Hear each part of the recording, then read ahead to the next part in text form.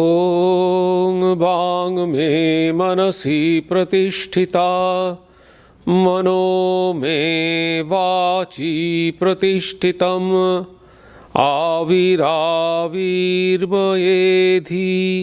वेदसमआणिस्तः श्रुतं मे मा प्रहासि अनेनाधीतेनाहोरात्रान् सन्दधामि ऋतं वदिष्यामि सत्यं वदिष्यामि तन्मामवतु तद्वक्तारमवतु अवतु माम् अवतु वक्तारमवतु वक्तारम् ॐ शान्ति शान्ति शान्तिः हरिः ॐ।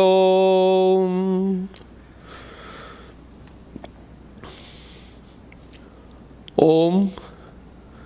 May my speech be accorded with the mind. May my mind be accorded with the speech. O self-effulgent one Brahman, reveal thyself to me. May you both, speech and mind, be the carriers of the highest truth to me. May not all that I have heard depart from me. May I be able to join day and night through this study. I shall utter what is verbally true. I shall utter what is mentally true. May that Brahman protect me.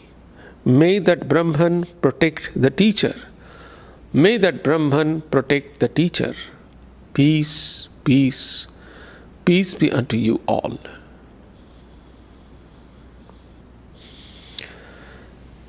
Good morning.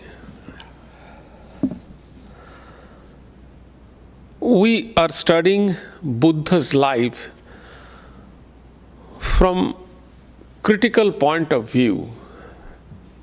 On last Sunday, I talked about Buddha's life, and next Sunday also I am going to speak Buddha, Shankara and Vivekananda.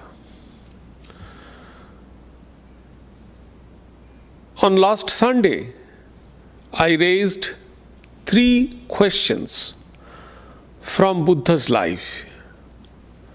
The first question was, did Buddha see 3 sides for the first time in his life?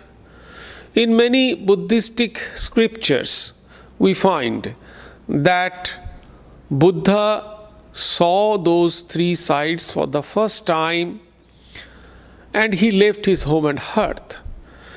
And on last Sunday, I explained it and I tried to let you know that it was impractical and kind of weird to accept that that was Buddha's first sight. Buddha was intelligent, Buddha was studious, and Buddha studied a lot. At that time, Buddha was 29 years old.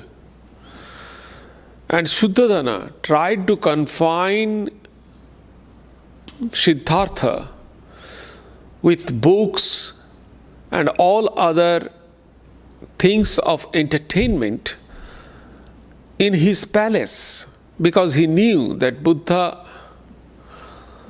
would not be going to stay there for long.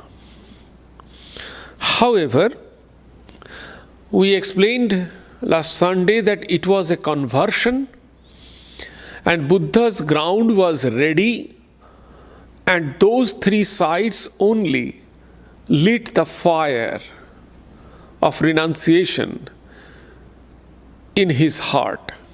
The same conversion took place in the life of Ratnakar when he transformed into Valmiki, that same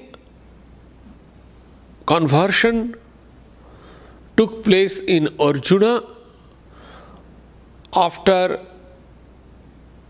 explaining 18 chapters by Sri Krishna.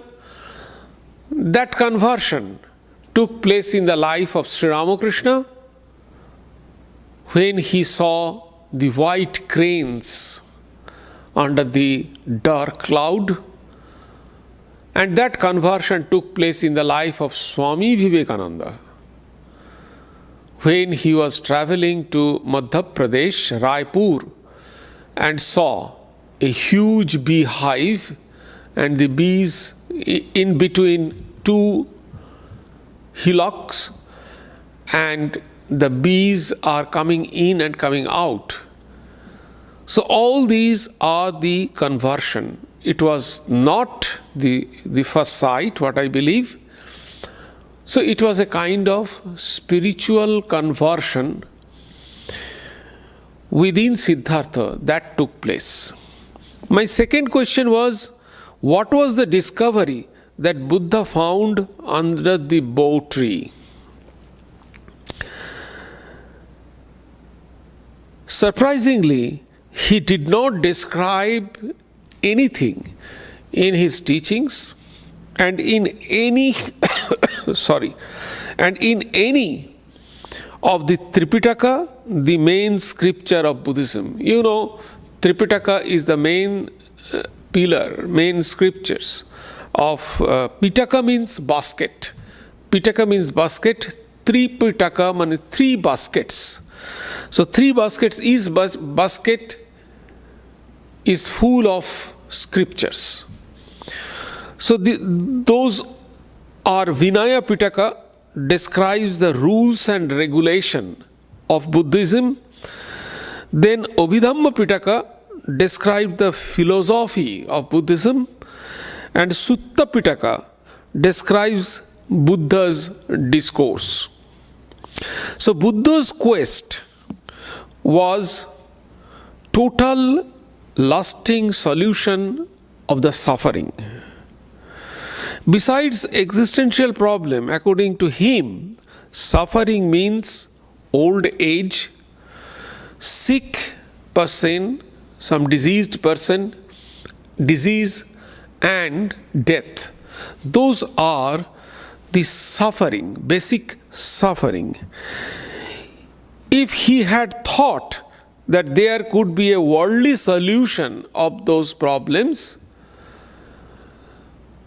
he would have not left his home and hearth, and he would have constructed a super specialty hospital and ruled the kingdom as a just and wise king. But he did not. He left his home and hearth. There are two types of problems in our life. One is economic or financial problem. We call it socio-economic problem. And the other is the psychological problem, the psychic problem, or existential problem connected with some existence. So when Buddha spoke, the life is full of dukkha, he meant the existential suffering. Mainly he meant the existential suffering. It should be remembered that the three sides that Buddha saw was old age, diseased and death. Buddha did not see a hungry person or a person who is poverty ridden. So he did not see the poor person or a hungry person. If he had seen the hungry person, he would have stopped his chariot and he would have arranged for his sumptuous meal. Or if he had seen the poor person, he would have returned to his palace and he would have planned for a total social economic reformation plan. But he did not do it and he did not see those things. Why Buddha was so shaken? Why Buddha was so thoughtful and left his home and hearth to find the solution? It is because Buddha found in those three sites some kind of change, some kind of impermanence. So that was the main cause. Buddha tried to find what is the cause of this impermanence, what is the cause of change. If we think very carefully, we can understand that our problem is not the economic or socio-economic problem, because socio-economic problem can be solved by well planning and by our effort. But the existential problem, psychological problem, or the problem of impermanence is very difficult, and it is very difficult to change. Why this impermanence? So our main problem is between permanence and impermanence. Why this impermanence is so terrific? Why this impermanence is so important or so harmful to us? It is because this impermanence hits at the basic structure of our ego. That is the problem. And all what we think, our desire, our ambition, our plans, our activities, everything is based on a belief in the permanence of one's being. When we plan everything, we think that everything is permanent. But when we see the impermanence, which means denial, non-existence. So non-existence or impermanence is the essential part of our life. Sorry. Impermanence and non-existence is the essential part of our life. We forget that often. Only we realize it in a very critical moment of our life. That's why in Mahabharata, the crane, the Yama in disguise, asked Yudhishthira, what is the great wonder in this universe? And Yudhishthira replied that we know that one day we are going to die, but we are not in a position to accept that, to consider that. That was the problem, he said, and it is the problem in our life. So main problem in our life is between permanence and impermanence. What we call life is the dialectical confrontation between existence and non-existence. Swami Vivekananda gave the definition of life to Maharaja of Khetri. He said, life is the unfoldment and fulfillment of a being under circumstances tending to press it down. So one is non-existence is pressing our life down, and existence is trying to overcome this non-existence pressure. So this is called life. This struggle, this tug of war is called life. Suffering does not depend upon what we have, but what we are. And that was Buddha's problem. That how can this non-existence be reconciled? Everything is permanence. If everything is permanent, there is no problem. But impermanence shakes the foundation of our belief, of our ego. And that's the main problem. So how Buddha tried to remove that problem, and that is the suffering. Buddha said whole life is suffering. So why life is suffering? Life is suffering because we think everything is permanent, but we are unable to accommodate, we are unable to integrate the non-existence or impermanence into our life. We never consider it. When we plan, when we desire, when we act, we never consider a single point of impermanence. So that was the problem, and how to solve that problem, Buddha tried. And what Buddha did, actually, Buddha found, he found that desire, tanha, trishna, is the main problem of human life. And it is connected with the world. It is connected with the phenomenal world. So what he did actually, he tried to remove, delete, erase the whole thing, the phenomenal world and the source of desire. The source of desire is human being, ego, I.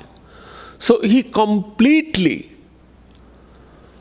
neglect or completely avoid the question of I, ego, and the phenomenal world.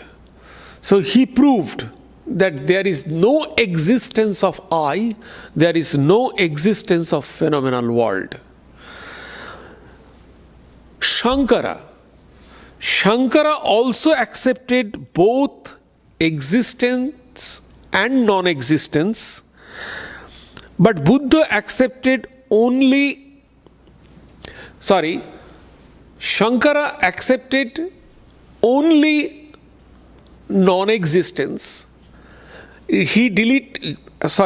Shankara accepted only existence.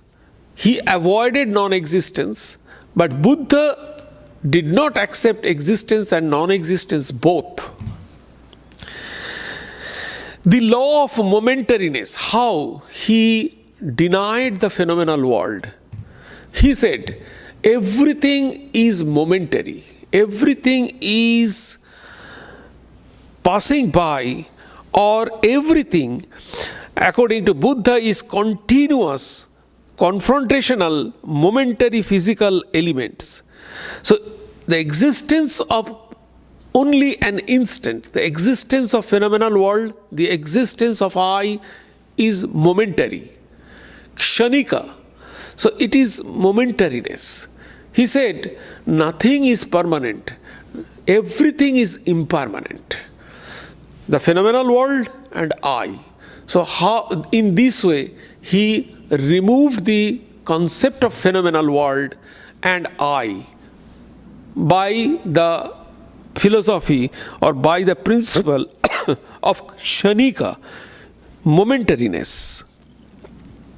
And he said that behind that momentariness, there is no any permanent thing. There is no any eternal thing. That is why that philosophy he called Nairatmavada. No Atma, Nairatma. There is no concept of Atman, the permanent eternal Atman, behind this kshanika, behind this momentariness.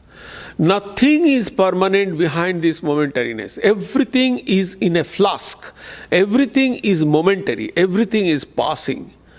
He gave beautiful example that we cannot take bath in the same river because river is flowing always. The water of the river is momentary. We cannot bath in the same river second time. So everything is flowing, but river as a river is existent. So this flask, this momentariness cannot change the existence of this world. So he neglected. But Shankara also negated the phenomenal world. Shankara says the phenomenal world is illusion. There is no existence of phenomenal world. Buddha and Shankara both, they denied the phenomenal world. But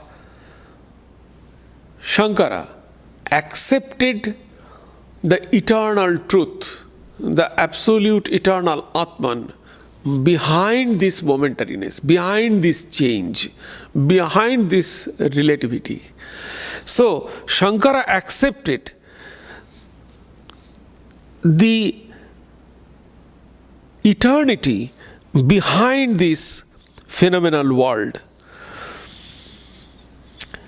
Buddha did not show initiative to establish transcendental reality or eternal self. On the other hand, Shankara, in disproving the objective manifold, took the initiative to establish non-dual transcendental Brahman.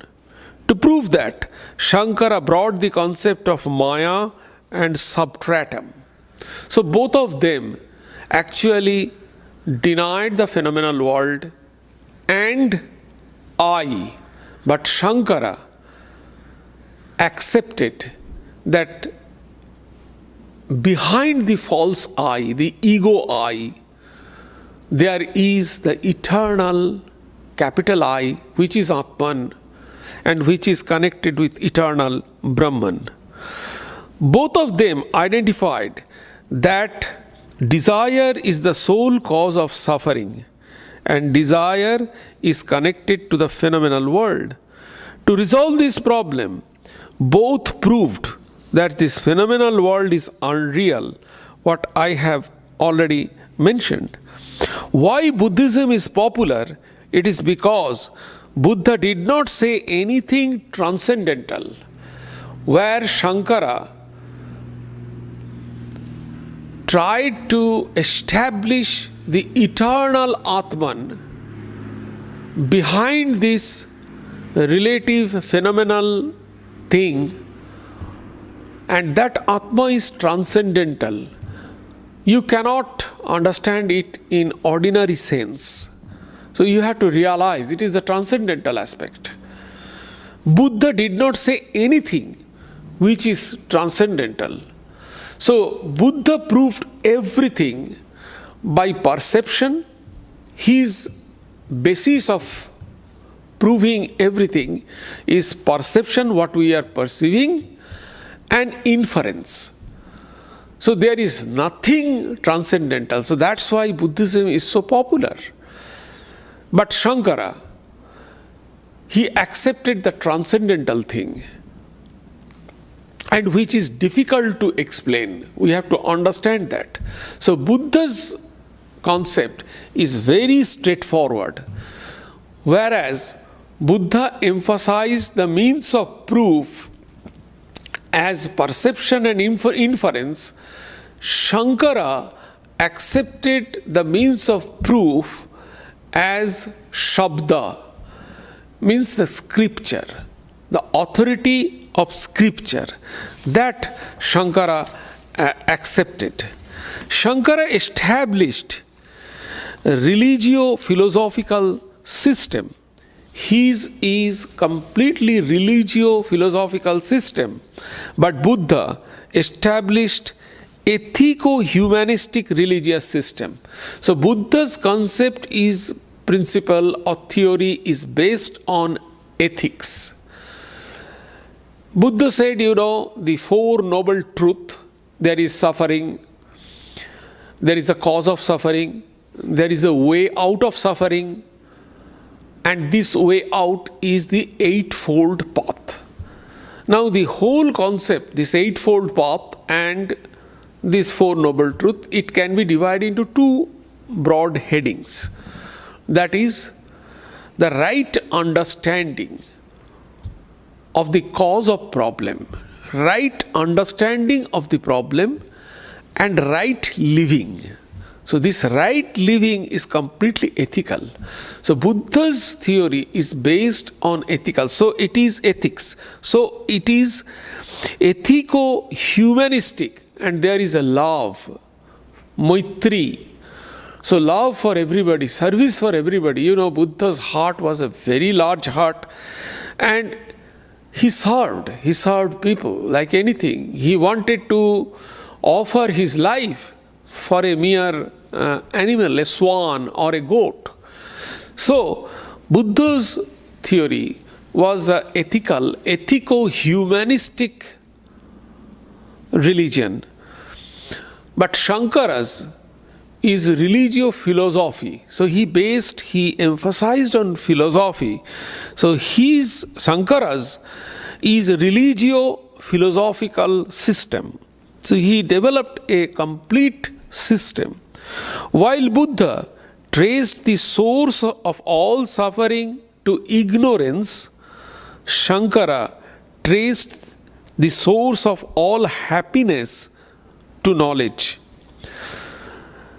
Buddha's endeavor was to eradicate ignorance, whereas Shankara's endeavor was to cultivate knowledge. So they both identified that desire and ignorance is the main source of suffering. But the way they tried to resolve this ignorance, the problem of ignorance and the problem of desire, these two ways are completely different. Where Shankara, he tried to find knowledge to eradicate ignorance, tried to find happiness. On the other hand, Buddha tried to remove suffering and tried to ignore this ignorance by momentariness. So those are the approach we find in two giant religious leaders of India. Though Buddha did not acknowledge the authority of Veda, now we come to the third question. Why Buddha did not utter a single word on Upanishad? Yes, he did not utter a single word about Veda, and in common sense we find that he was completely in opposition of Veda. He opposed Veda. He just taught the complete opposite thing which is in Veda. He did not accept any God. He did not recognize any scripture. He did not recognize or accept any eternal Brahman or eternal God or eternal self. So it is completely different in common sense or general sense. If we go in deep, let us see Though Buddha did not acknowledge the authority of Vedic testimony, he accepted the basic teachings of Upanishad. In Sanskrit, it is called Prachanna Vedantik. So Buddha was dormant Vedantin. It is said, Swami Vivekananda said, he is the rebel child of Hinduism. But Buddha presented Upanishad in a new form to suit the socio-religious condition and the psychological atmosphere of his age. He did not find a new religion, but invented a noble garb for the old religious ideas.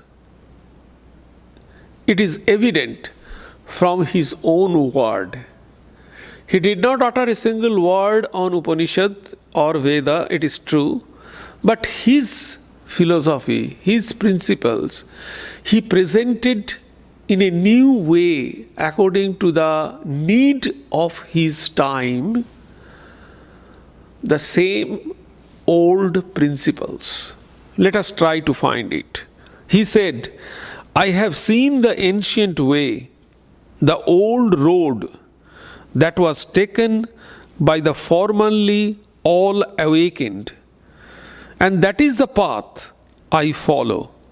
In Shutta Nikaya, he said that he is following the same path what the formerly all awakened wise people showed. Buddha has his own reason for not declaring the Upanishadic Brahman, but he made the Upanishadic doctrine of karma and renunciation and reincarnation and the liberation from the wheel of birth and rebirth the cornerstone of his religion. So the basic thing from Upanishad he took, from Hinduism he took, number one, it is the theory, the doctrine of karma, the doctrine of renunciation, the doctrine of reincarnation, and the doctrine of liberation from the cycle of birth and death. And he made this principle the cornerstone of his philosophy and religion. He adapted to his scheme of life the ethical principle of Upanishad and took up their ideal of renunciation. So those are these things Buddha took, and these are the foundation of Buddhism. So if we say he did not utter a single word of Upanishads, or he did not recognize Vedas, that is true, but at the same time it is also true that his principle, his philosophy is not out of the teachings of Upanishads, is not completely new or completely opposed or completely different from the teachings and principles of Upanishads and Veda. So he took that, and those are the foundation, those are the cornerstone of Buddhism. So he took that, but it is reformed way. So Buddhism is a kind of reformation from Hinduism. Now let us see the transition from Buddha to Shankara. The strength of Buddhism lay in exemplary life of its founder, that is Buddha. Its message of lofty ethical conduct, its ideal of self-dedication, and its promise to complete deliverance from all suffering, that attracted people, but behind everything, as a central person, Buddha's presence was very important. Buddha did not accept any permanent thing as Atman or Brahman,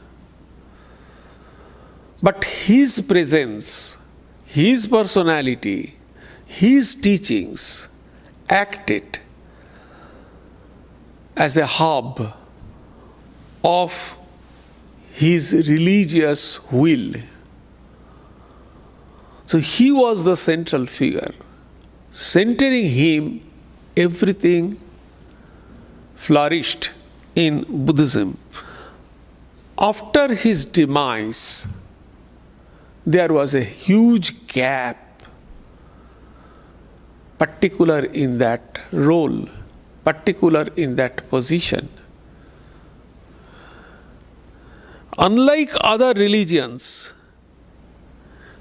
Buddhism recognized no scriptural authority as the authentic source of man's supersensuous knowledge. It denied the changeless immortal self beyond ego. So there was nothing in Buddhism to hold. Only Buddha's himself, the personality of Buddha, was the only holding in Buddhism. Now we can raise this question: is it possible without self, without anything, in this changing world, in this changing individual, spirituality is possible? Buddha said yes, it is possible. No complicated philosophy of ego, no complicated philosophy of maya or illusion. Straight, everything is momentary. So why we have to get rid of our desire? Because nothing is going to stay after one moment. Every day, according to Buddhism, we are dying at night, and every day we are alive in the morning. Every cell of our body is changing. Everything is momentary. So that is the basis, and ethics. That is the basis of discarding desire. And it is possible. Swami Vivekananda said that all strength, all power, all fearlessness will come from the source of Atman. If you can realize that Atman, you can get everything in this world and beyond this world. You can command. Exactly same thing is possible in Buddhism. Can we get this fearlessness because there is no concept of Atman? Can we derive strength from shunyata, from nothingness? Is it possible? So Buddha said shunya. What is shunya? We don't know. Everything is nothingness, the vacuum. Nothing, zero. Is it possible to get something from that? Buddha said yes, and it is possible. How many of us can realize or can understand that we are Atman? Most of us don't. But still, we have strength, we have power, we have energy, we have courage. So still we are doing. So exactly same thing Buddha tried to promote, to teach. But now let us see how this translates. The Buddha was whether Buddha promoted it or not, Buddha's personality was the central position in Buddhism. After the demise of Buddha, there was a tremendous gap.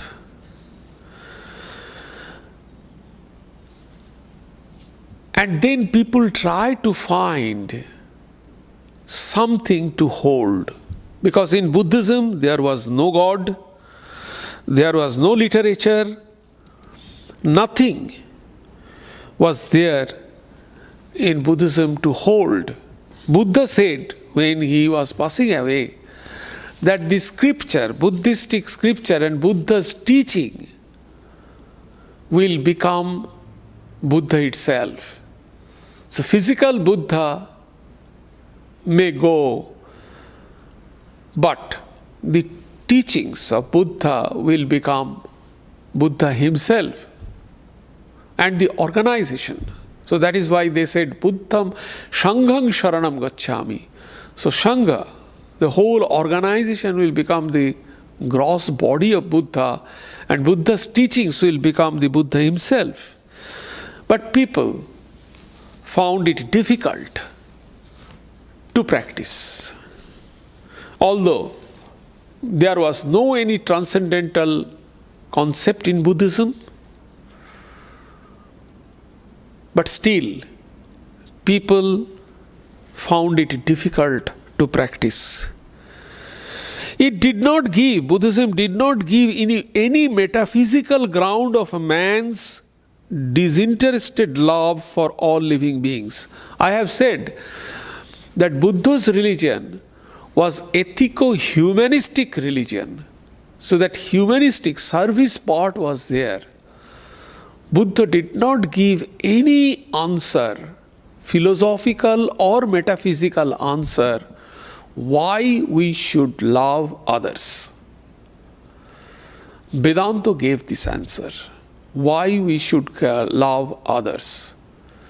In Brihadaranyaka Upanishad, you know that Yakkhavalkya and Maitri Samvada, Yakkhavalkya is explaining that love of husband and wife is on the basis of Atman. So that was the metaphysical and philosophical explanation of love, why we should love others, because we all are one. Buddha did not give this metaphysical or philosophical reply to this question. Buddha said love, Maitri, Priti. But why? Buddha did not give any clear answer to this question. Buddhism made no adequate provision for the fulfillment of man's desire for temporal good. Dharma, Artha, Kama, Moksha, Vedanta says. Vedanta never denies Kama, the desire.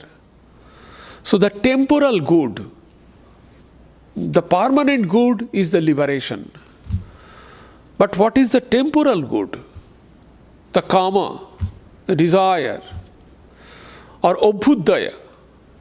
Then come Nishreyasha. Shreya, then Obhuddhaya, the material prosperity, Obhuddhaya. Vedanta never denies this Obhuddhaya. And Vedanta, you know that Swami Vivekananda said that liberation is very high philosophy and it is very remote to consider the modern people, to realize the modern people. It is very remote. Then what to do? Swamiji knew that realization of Brahman is very remote to be implemented in modern people. Still, he preached Vedanta. Why? It is because Swamiji knew that on the way to our journey, on the way to realize Brahman, we can solve our day-to-day problem. Vedanta has that component to solve to our day-to-day problem while we approach towards the goal. So these are the temporal good.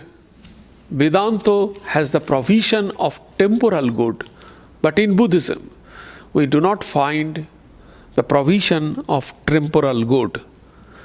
Another distinctive characteristics of Vedantic religion is that it takes into full consideration of different grades of competency, adhikaravada. Vedanta has the adhikaravada, different competency, different grades of aspirants. In Buddhism, we do not find different grades of aspirants. Buddha opened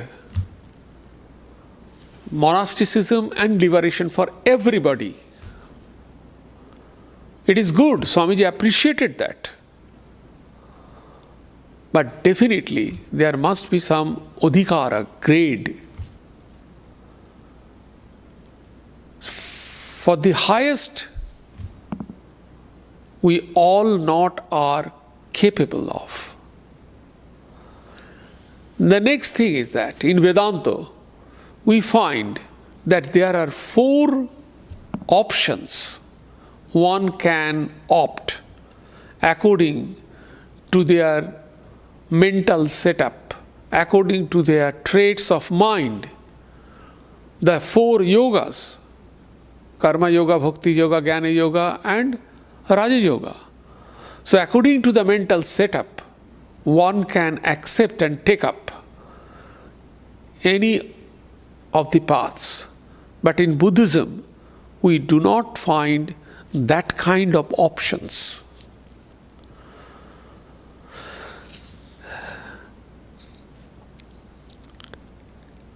The great Buddhist philosopher and logician Nagarjuna and Aryadeva, all those are Madhyamika.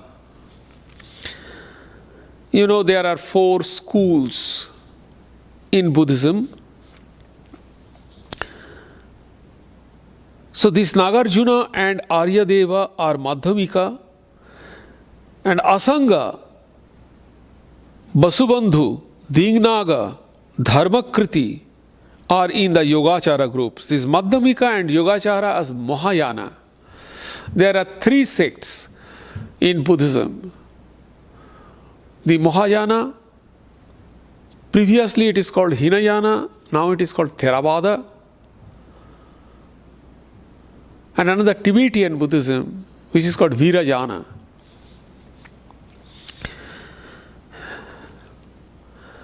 So, these Madhyamika and Yogachara, they maintained after Buddha's demise by subtle dialectics of doctrines of momentariness and non-self.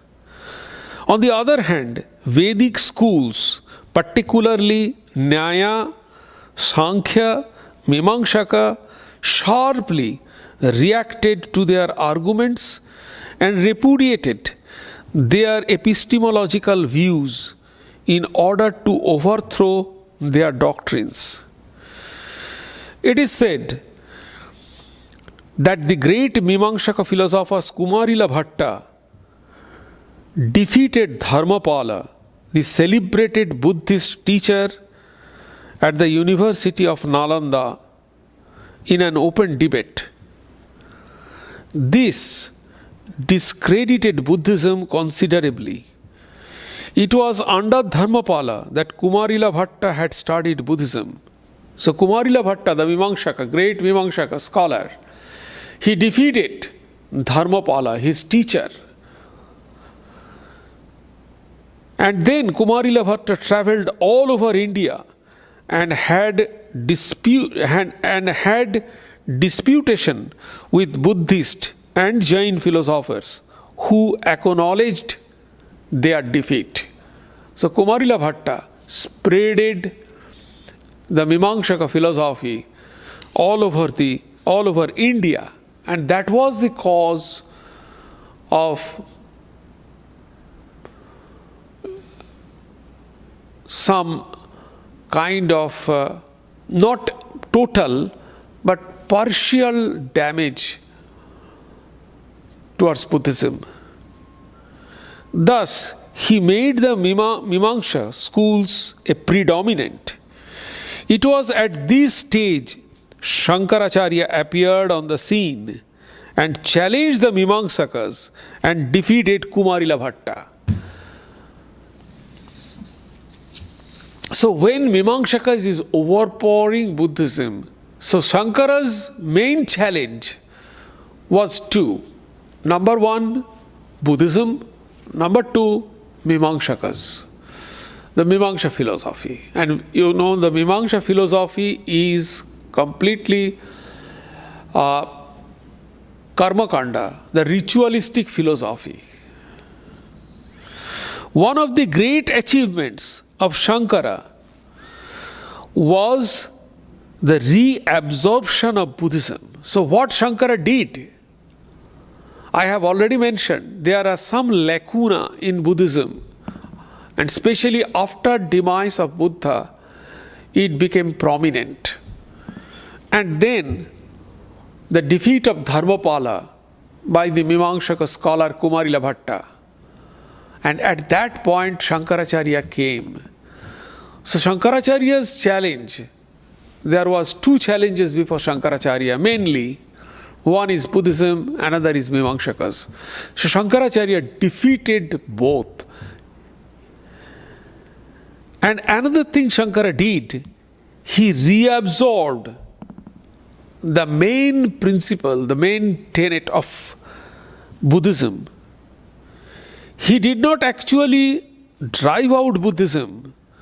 The cause of the disappearance of Buddhism in India was not Shankara alone. What Shankara did was that he took over the best element of Buddhism. He integrated them into the philosophical edifice of Hinduism. So Buddhism lost its intellectual hold on the people. Sorry. Now, Shankara intervened at this point. On next Sunday, we will discuss Shankara's contribution and how Shankara differs from Swami Vivekananda's concept. And we will conclude this series of these 3 lectures. So there are various reasons of the disappearance of Buddhism from India. I have only explained few important points here, mainly the philosophical point. There was some reasons in organizational aspect also, because of the invasion of Huns, Muslims. That was one of the great challenge before Buddhism. So the organizational aspect there is. Because of time, I am unable to discuss the organizational aspect of it. I will try to touch in my next talk the organizational structure of Buddhism and Shankaracharya, and try to give some input of Swami Vivekananda's Ramakrishna order, the structure of Ramakrishna order. But the whole organizational explanation is a completely different one. It will take another few days to explain this, only the organization of Buddha, organization of Shankara, and the organization of Ramakrishna order to explain. It is a completely different aspect. So I probably have to omit that portion, but Let us see how much I can cover, because it is a huge topic. But in any other Sundays, definitely I shall come to those points, the organizational aspects, and I shall try to cover those things.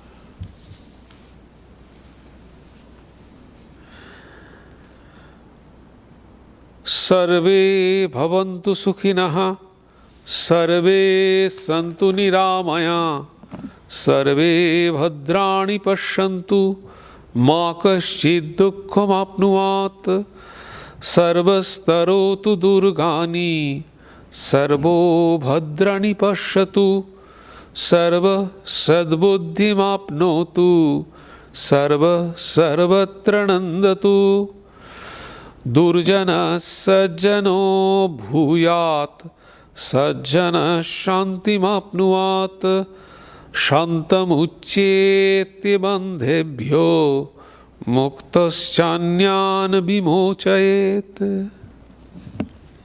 May all be happy, may all enjoy good health, may all see happy events, may all be freed from miseries, may all be freed from dangers, may all realize what is good, may all be actuated by noble thoughts, may all rejoice everywhere, may the wicked become virtuous, may the virtuous attain tranquility, may the tranquil be free from bondages, may the freed make others free, may the Supreme Spirit, the presiding deity of all sacred activities, be satisfied, for he being pleased, the whole universe feels satisfied. Om, peace, peace, peace be unto you all.